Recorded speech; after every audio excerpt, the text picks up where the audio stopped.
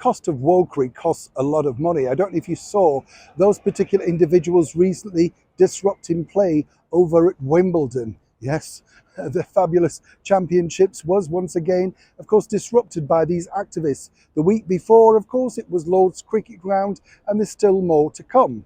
But when you think about this, these particular individuals are cheering because they've got major sponsors to drop out of backing certain, well, big places that they've funded for many years. We're talking, of course, about BP Oil. Now, recently, they've decided not to renew their sponsorship of the British Museum.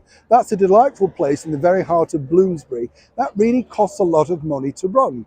But the Wokeratari, as we like to call them, have decided they didn't like that association. And of course, the people out at the British Museum have decided, well, they don't want to be seen as, well, on PC. So they've ended that branding. Now, the bigger problem, you see, is it's going to cost.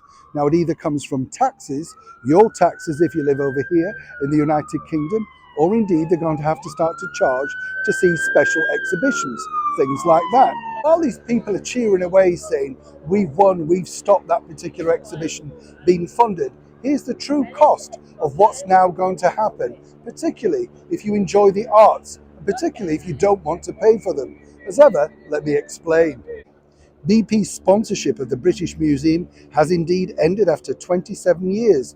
Now, it's basically one of the highest profile and most controversial of such deals in recent years, and marking the almost complete retreat of the fossil fuel giant from the British arts world.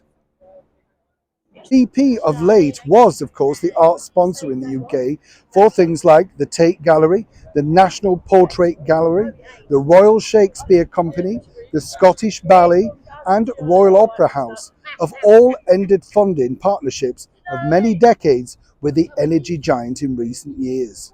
While your ethics may not agree with the likes of BP, what you can look forward to now is having those particular companies to find other people to fund them.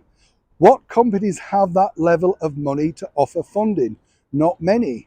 But what's the bottom dollar that when these particular companies either fold up or indeed now have to charge more ticket prices or indeed charge, as I say, to see very special productions, those people cheering away saying it's great, we got rid of the likes of BP, Shell and other companies based like that, will be the first to say we're not paying. And guess what?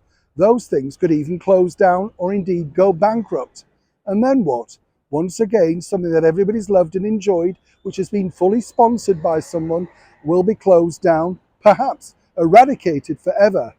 Will they be cheering then? Or will they say it's a terrible, sad demise and somebody should have stepped in to save them? The people that did, they ousted out with their ridiculous activism campaigns. As ever, I'd love to know what you think to this particular story in the comments below. Neil Sean in the very heart of London.